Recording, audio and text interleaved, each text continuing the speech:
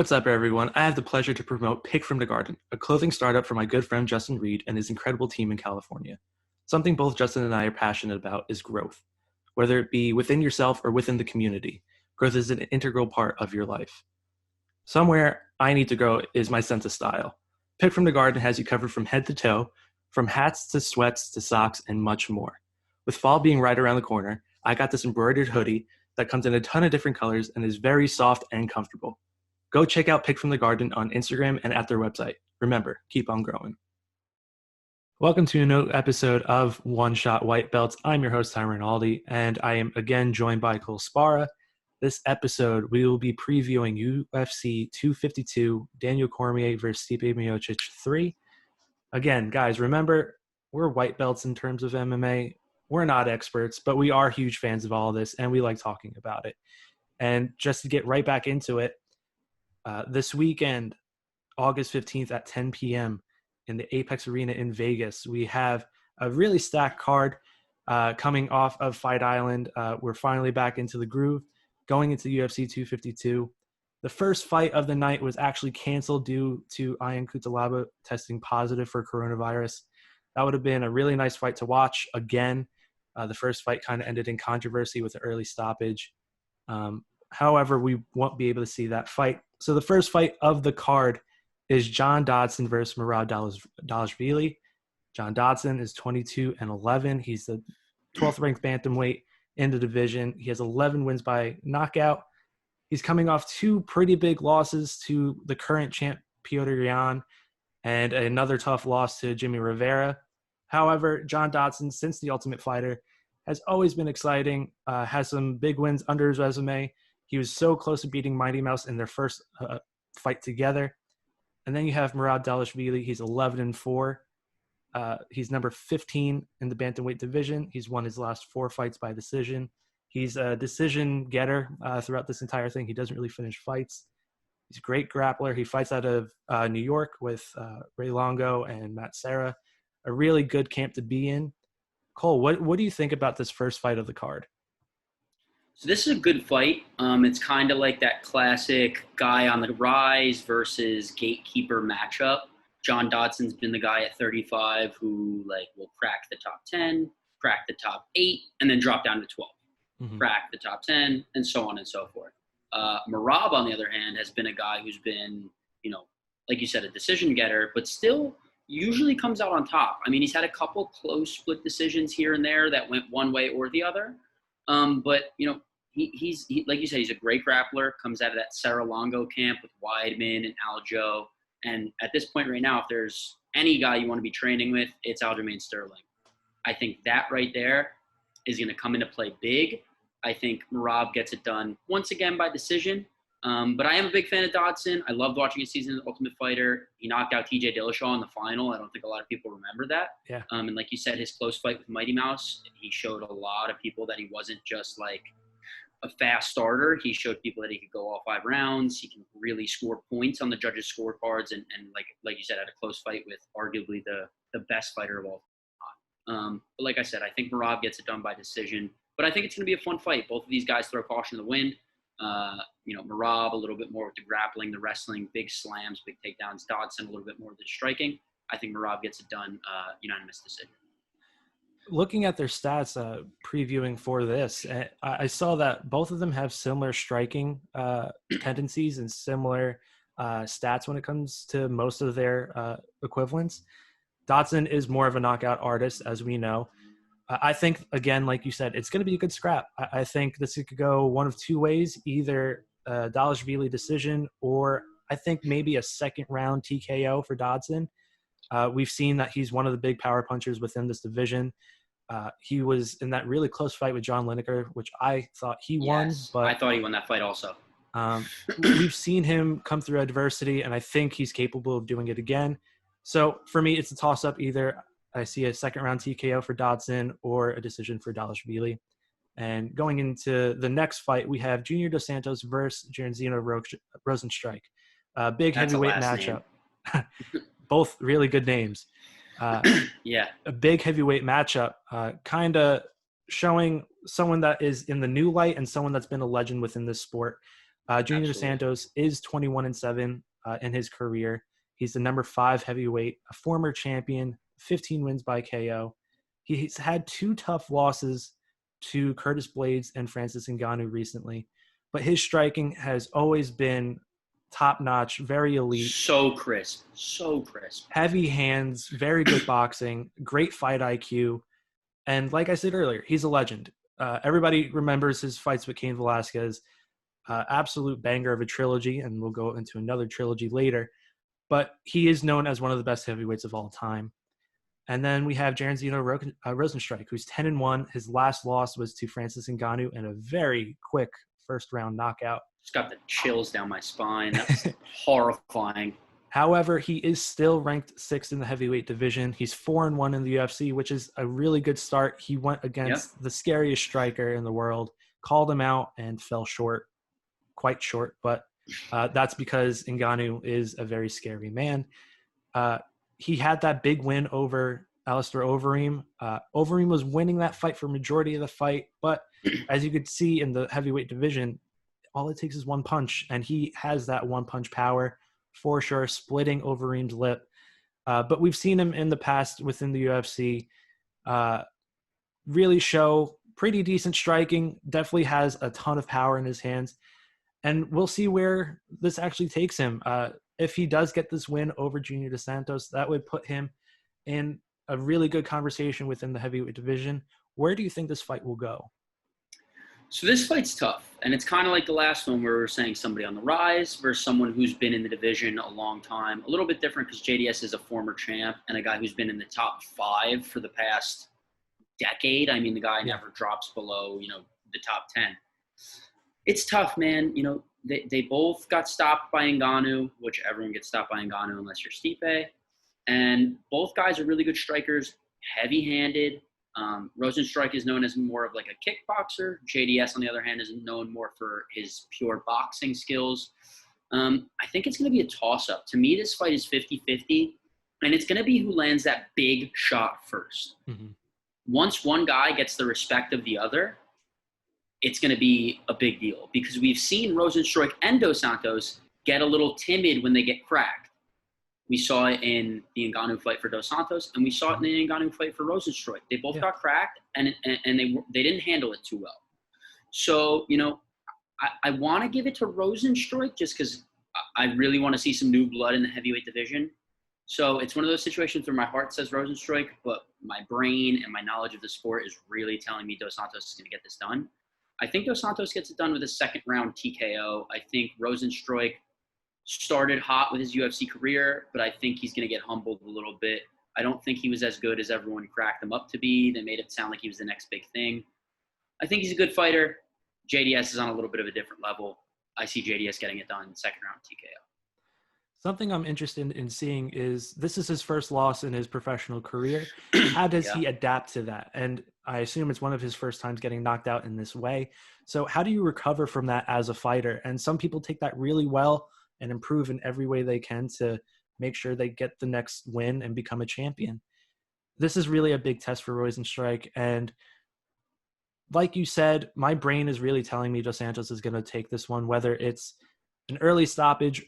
I could even see this one going to a decision, similar to how Overeem was almost a decision win for him until that one last punch. But I think from a technical level, Junior Santos is one of the best in the heavyweight division, and I do see him taking this one, maybe by decision, maybe a late stoppage. We'll see. But the next fight, maybe fight of the night, Sugar Sean O'Malley versus Marlon Vera. Sean O'Malley is 12-0 in his professional career. He's the number 14 bantamweight, finally cracking into the top 15. He has almost 7 strikes landed per minute, which is so stupid to me. It's not even fair. He has 8 KO wins. His biggest fight was his last fight that we saw in June against Eddie Wineland, where he knocked him out, walked away. A very clean performance against a former champion. He's young, he's hungry, he's constantly evolving. His grappling game is getting better. He's getting addicted to jiu-jitsu, as he said in some interviews, and as you could see in a bunch of other videos that the UFC is putting out. And his claim in the last fight is he's the best striker in the UFC. We've heard that from a bunch of different people. Yeah. And some of those people do back it up, like Israel Adesanya. And I was going to say the middleweight champ might have something to say about that. yeah. But so go ahead, Sean. Do your thing. Hey, at 135, he really might be the best striker there. He's up there. He's up there. But he's going against a very tough opponent in Chito Vera. He's 15-6-1, 8 submission victories.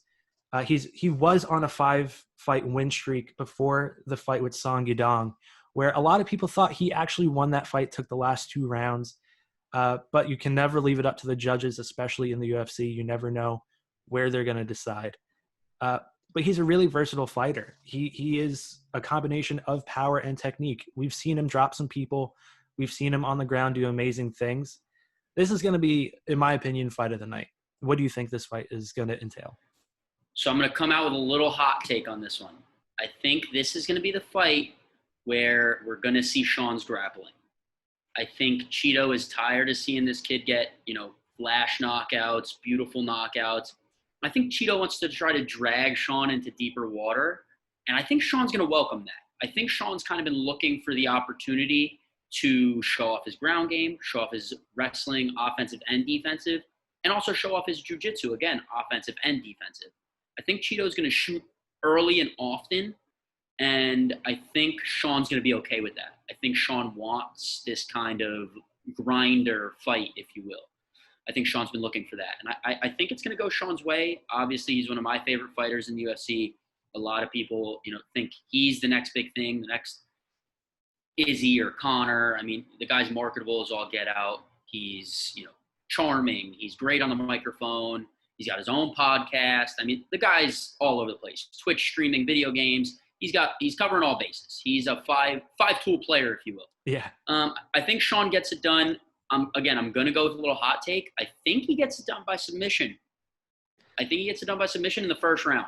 I'm throwing it out there. We'll see what happens. First round might be a little bit of a hot take, but I do agree with you. Again, this is going to be an amazing fight. On my cheat sheet, I have O'Malley for a second round finish by strikes or something of that nature. But for Verdict MMA, I picked him to have a submission victory in the second round. So I do see him trying to prove what he could do on the ground in this fight. Absolutely. It's kind of like an ego challenge for himself. I think he wants to prove not only to the fans, but listen, I am a well-rounded fighter. I am really grinding when it comes to the grappling game. And I want to show that I might be the best striker in the UFC, but I am also one of the elite grapplers within the UFC. I think Chito Vera is incredibly tough. But I do see Sean O'Malley taking this one at the end of the night. And that brings us to our main event of the evening, Daniel Cormier versus Stipe Miocic 3. In the first fight, we had Daniel Cormier knocking him out with a nice single collar over the top, coming over it with the right hand. Very clean, very dominant first fight to become double champ. And then Stipe in the second fight, low on the scorecards, but he figured out the puzzle piece that is Daniel Cormier by getting below that high guard that Cormier has and really ripping to the body. Cormier said he was really tired from the beginning of that fight. Nevertheless, by the time it got to the fourth round of that fight, we've seen in interviews Cormier be genuinely upset about this loss and wanting to regain the title and go off on a high note. This is his last fight. We'll see, but it's reportedly his last fight as of right now. So if he wins, I see him riding off into the sunset. If he loses, maybe he just wants to end on a high note, but we'll see. But Stipe has the most title defenses for a heavyweight in UFC history. And this is really to prove who is the best heavyweight of all time within the UFC, who is the scariest man alive on the planet right now. I mean, yes, boxing, you have some killers within that, but MMA is really looked at as the pinnacle of who's the best fighter within the world. And this is the competition to show it. So I'm not going over all of their stats and everything. We know these two are legends. I want to know what you feel about this fight. It's so funny because normally when you have two guys who are so evenly matched, the fights prior show that. And in this situation, they don't. Like DC had that quick knockout in the first one. And then in the second one, again, DC was dominant. I don't think people realize, like, Stipe didn't have a horse in that race until he started landing those body shots and just draining DC's energy. And I think in the third fight, I think DC gets it done. I don't see him being as susceptible to the body shots.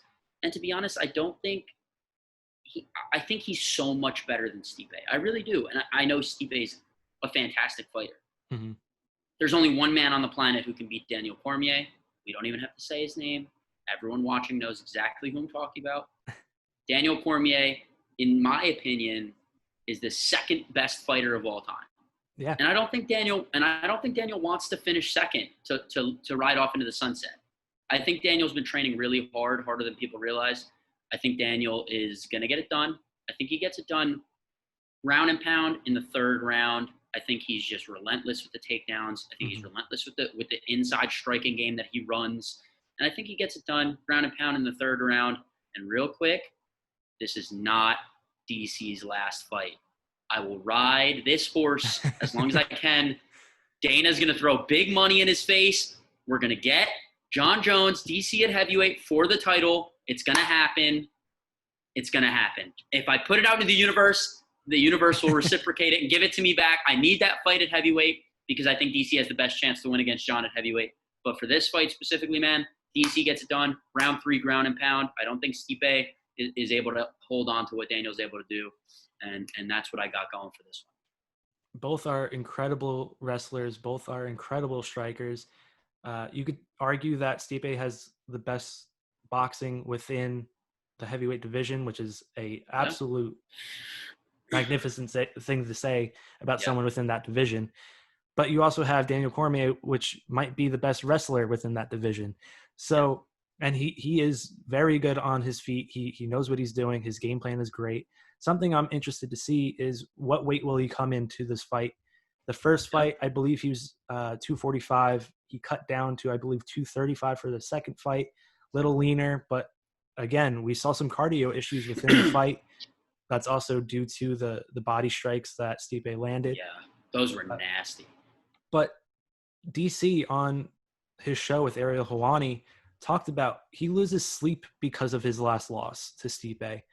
He thinks about himself draining and himself not being able to finish that fight when he knew he was winning. It's something that you could tell visibly bothers him. And I think that's a dangerous thing for the second best fighter ever to say. It hurts to say that. It hurts to say that. I feel bad saying it. I truly do think he's one of the most dominant people. Because if you remember, he was in the heavyweight division before he even touched light heavyweight, and he was dominant. And the only reason he didn't fight for the title is because he's best friends with Cain Velasquez. And he's like, I want you to ride high. And Cain Velasquez took advantage of that and did an amazing job. And is a champ for a long time. And a great champ at that. Dominant victories, everything like that. Imagine training with that week in, week out. That's why Daniel Cormier is as good as he is. He knows that pressure. He knows how to put on that pressure as well. And I have to talk about Stipe because he is really good. He looks extremely lean on all the embeddeds that we've seen so far. He looks hungry. He looks like he wants to retain this title. Obviously, he has that championship mindset, but I think Stipe, he's not going to let it happen again. I think he kind of figured some things out within that second fight. I'm sure DC will game plan to change some of that, but there is no doubt in my mind that this is going to be an absolute banger of a fight. If not the co-main, this will be fight of the night.